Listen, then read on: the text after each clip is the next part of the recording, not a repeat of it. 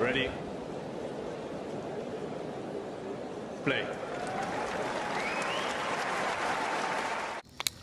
So that brings to a close the Argentina Open for another year. What can we say? Shall we start with the final and work back? Nicholas Jarry, surprisingly, didn't really turn up.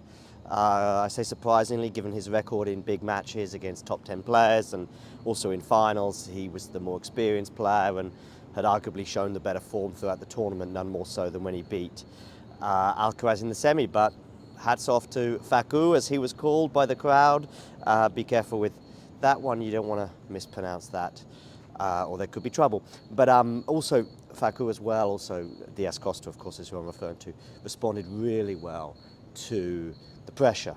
I felt that, having lost those breakpoint opportunities in the second set, to go a double break up, I thought, okay. And then the crowd were going, Facu, Facu. And I was thinking, this might just be a little bit tricky now to get over the line. And of course, it was very tricky to get over the line. In that final game, when there were, I think, it was the 6th championship point he needed, because of course he got to 40 love and he thought, well, okay, job done. And then he blew that lead, and then he had to save a break point as well. It was an incredible final game that lasted at least 10 minutes, and it probably had about, I'd say 5 juices, but call me wrong on that if I am, and I'm sure you'll let me know in the comments below if that is the case. So yeah, that was the final anyway, and congratulations to Diaz Acosta. Here, by the way, is the stadium behind me where basically I was entering every day.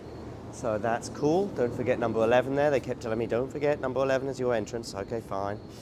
So yeah, that was the final. As for the rest of the tournament, maybe there weren't quite so many standout matches. I mean, the Wawrinka one against Jarry. I mean, Wawrinka must be wondering how his luck could have been different if he'd have managed to close that one out, because he was, of course, serving for that particular match. So yeah, anyway, that was Stan Wawrinka, and of course he's now off to Rio, which is exactly where I'm off to as well. The tennis tour doesn't stop here, that's for sure. Buenos Aires, of course, is very, very keen on upgrading itself to a 500. Many of the players were asked in the press conferences throughout the week, and every player pretty much just, said, yeah, of course, of course. And I see it, but I do think that maybe it's a tournament that needs to, if it's going to be a 500 or if it wants to grow and be bigger, got to be more international. And that would come with it, I guess, in terms of probably a bit more of an international presence, both in the media, but also, of course, in terms of the players. But I guess that there's sort of, one without the other doesn't happen. I guess that would be their argument. So let's see if in the future. But I know that Diego Schwartzman, among others, was quite frustrated when some of the tournaments got upgraded to a 500, but Buenos Aires did not. But that may happen in the future. Anyway, you can see just look, people are packing up now.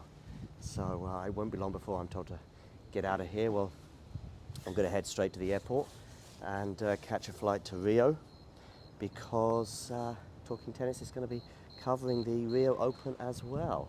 Hopefully all these different dazzling lights don't annoy. But yeah, we're going to be covering the Rio Open as well, so that's pretty cool. Looking forward to that. Some pretty mouth-watering clashes on the horizon already. And Montero Alcaraz springs to mind. Diaz Costa, who's won the title here, is going to be playing the aforementioned Stan Wawrinka in the first round as well, among other clashes. Fonseca as well, Artur Fils, very exciting first-round clash there with the two youngsters. Anyway, any other closing thoughts on this tournament?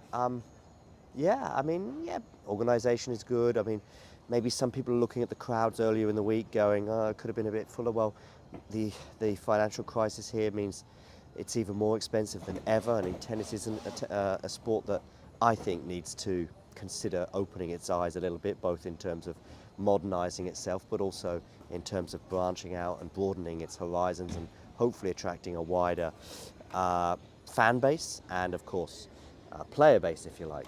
So that is something to consider. Oh yeah, a unique factor that I didn't think I touched upon all week. Do you hear that? Yeah, you can even see it there, look. Now that is something unique on the tour.